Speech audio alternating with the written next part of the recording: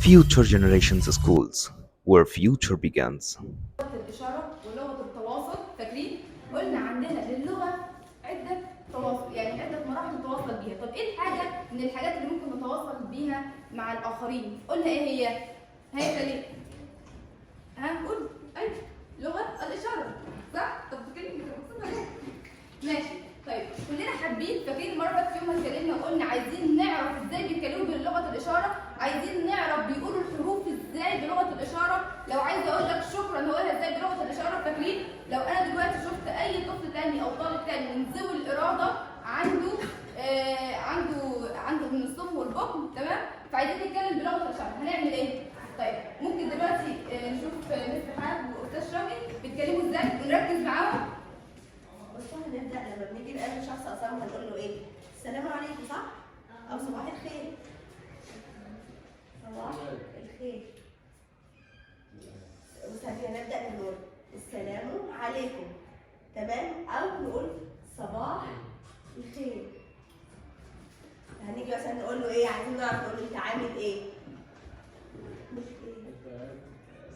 يقول لي تمام الحمد لله. كده تمام الحمد لله. اسمك ايه؟ بيقول لي اسمي شوقي. هو بيقول لي اسمي بالحروف. طيب هو الشخص بيبقى ليه اسم وليه اشاره، لان الاصم ما بيعرفش يتكلم، ما بيعرفش يقول اسمه، مش اي حد هيفهمه يقول اسمه من غير اشاره. هو ليه اشاره، الاشاره دي ايه؟ مثلا هسأل شوقي اشارتك ايه؟ شوقي. ليه؟ لان عيونه ملونه، يعني احنا بنشوف الشخص ميزته ايه؟ بناخد الميزه اللي عنده دي ونقول له انت اشارتك ايه؟ فهو عشان ميزته ان عيونه ملونه فهو اشارته شوقي. تمام؟ السؤال؟ نعم. هل هو يعرف هو اسمه شوقي؟ كلمة شوقي؟ ايوه. شوقي. هو قال لي اسمك ايه؟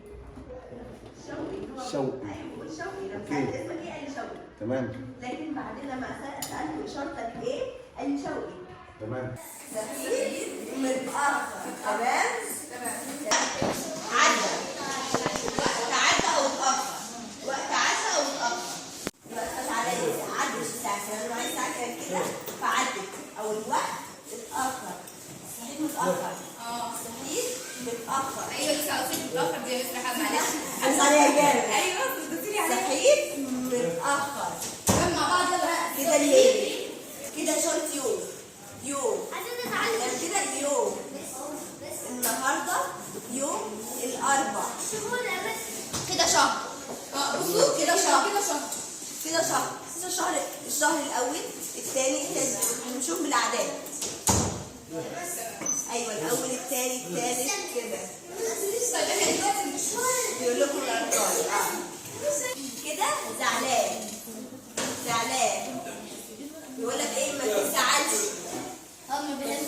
ما تزعلش. خليك مبتسم.